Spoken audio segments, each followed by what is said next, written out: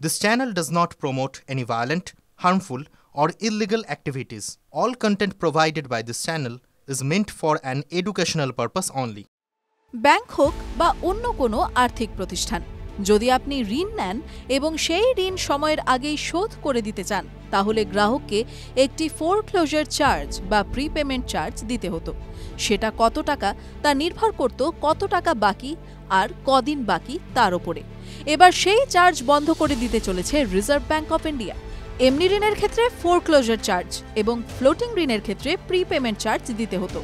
RBI সম্প্রতি সেই charge তুলে দেওয়ার পরিকল্পনা করেছে। সেই লক্ষ্যেই গত 21 ফেব্রুয়ারি 2025 একটি বিশেষ প্রস্তাব পেশ করে আরবিআই। সেই প্রস্তাবের ওপর স্টেক হোল্ডারদের মতামত ও পরামর্শ নেওয়ার পরে রিজার্ভ ব্যাংক শেষ সিদ্ধান্ত নেবে। এমএসসি সংস্থাগুলির জন্য এই নিয়ম প্রযোজ্য হবে। খসড়া রিপোর্ট অনুসারে যাতে ঋণ গ্রহীতারা ঋণ নেওয়ার জন্য ব্যাংক ছাড়া অন্য কোনো সংস্থার কাছে না যান, সেই কারণেই এই প্রস্তাব।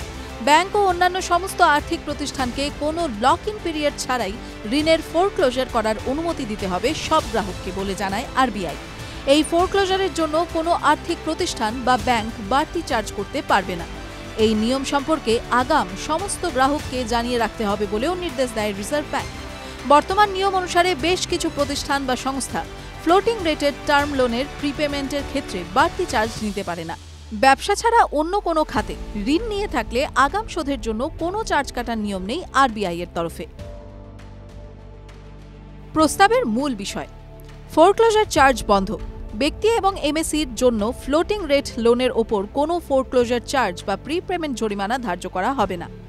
ঋণের পরিমাণ, প্রস্তাবটি এমএসির জন্য 7.50 কোটি টাকা পর্যন্ত ঋণের ক্ষেত্রে প্রযোজ্য হবে। স্টেক হোল্ডারদের পরামর্শ, আরবিআই 21 মার্চ 2025 জন্য নির্ধারিত সময়সীমা সহ প্রস্তাবটির ওপর স্টেক হোল্ডারদের কাছ থেকে প্রতিক্রিয়া আমন্ত্রণ জানিয়েছে। টিভি9 বাংলা ডিজিটাল।